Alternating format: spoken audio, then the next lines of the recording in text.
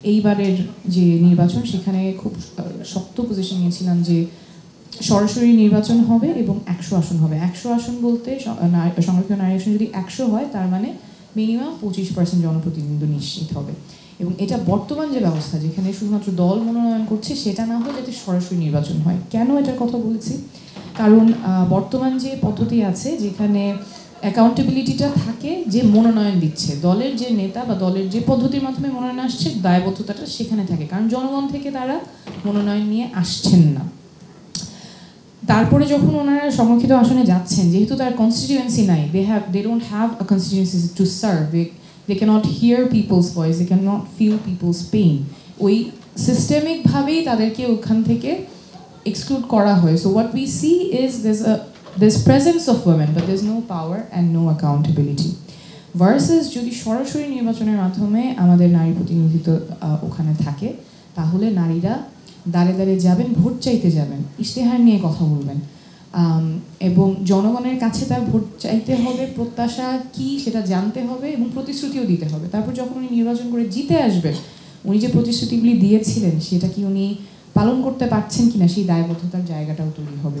যদি পালন করতে না পারেন জনগণ দায়বদ্ধ করবে, যদি করতে পারেন তখন তিনি প্রশংসা পাবেন এবং আরও কাজ করার সুযোগ পাবেন। কিন্তু বর্তমান ব্যবস্থায় দায়বদ্ধতার জায়গাটাও সীমিত, কিছু করতে পারার জায়গাটাও অনেক সীমিত থাকে। সো প্রেজেন্স আছে কিন্তু পাওয়ারও নাই, অ্যাকাউন্টেবিলিটি নেই। অ্যান্ড আই ফিল যে দিস সিস্টেম ডাজ এ ডিসসার্ভিস, এবং এটা আমরা দেখে আসছি। আসলে এটা এই সংরক্ষিত আসন যেই সিস্টেমে চলছে সেটা আসলে নারী ক্ষমতায়নের পথে ফ্যাসিলিটেট করার বদলে এটা একটা ডিসসার্ভিস করেছে। তো এই সিস্টেমটা আমাদের চেঞ্জ করতে হবে ইফ উই অ্যাকচুয়ালি ফিল যে we need to make a change.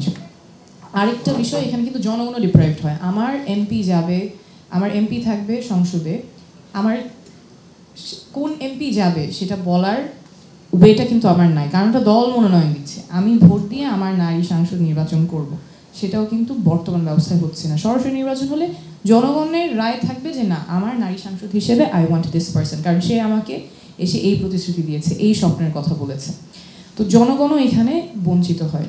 For people, for the women candidates and for the nation as a whole, we need to change the system. এই ব্যাপারে আই হ্যাড এক্সপেক্টেড যে সকল দলের একটা ঐক্যমত্য থাকবে, but unfortunately এখানে কয়েকজন বলেছেন ঐক্যমত্য কমিশনে the room was really different. এবং ফাইনালি যেই ডিসিশনটাতে আসা হয়েছে যে কারেন্ট সিস্টেমই থাকবে, নমিনেশনই থাকবে, সরাসরি নির্বাচন হবে না, 5% বাধ্যতামূলক, এইটা ইটস আ ম্যাসিভ ডিসঅ্যাপয়েন্টমেন্ট। এবং অভ্যুত্থানে যেখানে নারীরা একদম সামনে থেকে নেতৃত্ব দিয়েছেন, এই অভ্যুত্থানের পরে আমরা এতটুকু সিস্টেমিক চেঞ্জ আনতে পারলাম না। এটা আই ফিল যে we all should register as a massive failure.